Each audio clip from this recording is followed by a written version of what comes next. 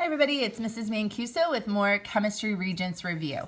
So today I want to talk about all the different types of matter. So how is matter arranged? First of all, here's our periodic table. It's called the periodic table of the elements because all of these are elements. That means that they are in their simplest state and you can't break them down any further than that. You can certainly look at what they contain. They're subatomic particles, protons, neutrons, and electrons, but you can't break it down any simpler than that. So we consider that a pure substance. And if my pure substance has only one type of atom, it's an element. There's another type of pure substance called a compound. Oops, I want compound to be down here. I want to describe it first. So a compound has to have at least two different atoms bonded in a fixed ratio. And New York State loves to use that fixed ratio, which makes it easy to remember. I just think of something like water. That's fixed. It's always H2O. I don't wonder what the formula is. I know it's always H2O. So the elements are things like H and O, hydrogen and oxygen. But H2O together is a compound. And when you're asked to do particle diagrams, you come up with a symbol, like an open circle for hydrogen, and maybe a filled-in circle for oxygen. So if I had a particle diagram of just hydrogen, hydrogen is H2. It's one of my diatomics. So if I was to draw that, I draw them together. Again, not a compound, even though there's a bond, but it is only one atom, so this is still just an element. It's a diatomic element. And so I would draw several. And I draw them all over the place here because it's a gas. If I was to do oxygen, oxygen is also a diatomic. I picked two diatomics here. So there is what oxygen would look like. Also a gas, so I want to draw it spread out in there. Let's just add another one that's not diatomic, sodium. I could have that be a line like this, and I can just show it like that. All right, this compound, I'm going to use my H's and my O's. So when I do a particle diagram, there would be one O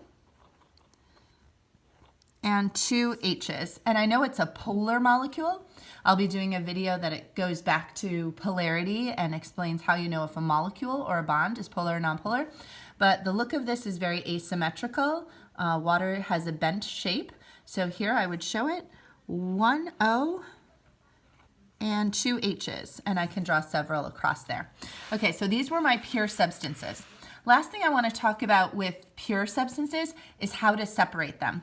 Elements can't be separated. They are already in their simplest form. If I wanted to separate a compound, like I wanted to split water, that's going to take a lot of work. It is going to require a chemical separation. So one example would be when we did redox, we talked about electrolysis. I could do electrolysis of water to split it. It definitely is a chemical reaction requiring quite a bit of energy in order to break those bonds. They come together because they're more stable once they're together. Okay, matter, you can have pure substances or you can have a mixture. So I'm going to go over here and do another paper for my mixtures. My mixtures can be classified as either homogeneous or heterogeneous. So homogeneous, homo means all of the molecules tend to be very uniform and evenly spread out. So I think of like salt water.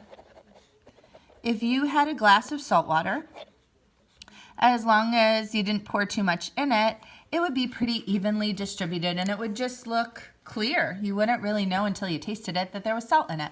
So that's a homogeneous mixture. Anytime we put a substance like NaCl and put AQ after it, that shows it's a homogeneous mixture. It's mixed with water. This is the giveaway. So sometimes they'll say, which of the following is a mixture? Look for the AQ. It's automatically mixed with water. Heterogeneous is not uniform. it tends to settle. And that's probably because of a difference in polarity and they don't mix well. So I could have sand in water. And I can't write it AQ because it doesn't mix well. The sand will be down here and the water will be here. So this is a heterogeneous mixture because it doesn't work so well.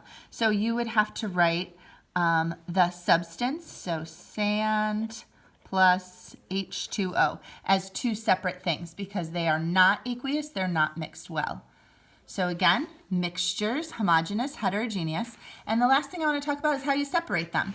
If I have a homogeneous mixture and I go and set up a filtration, they're both going to run right through it. So that wouldn't work. The way to separate this is I would have to put it into an evaporating dish, and I would have to have a flame here, and I would have to heat it up until the water evaporated out, and I would be left with the salt on the bottom. So that's evaporation would be my means of separating.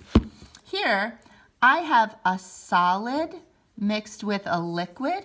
And so the way you separate a solid mix from a liquid is you set up a funnel and you put filter paper in here and you have a little flask that's going to catch it. When you pour this in, the water will end up here and the sand will end up here. So filtration is an effective means of separating a heterogeneous mixture, whereas I needed evaporation to separate a homogeneous mixture. All right, so that is our types of matter. Join me again for more review.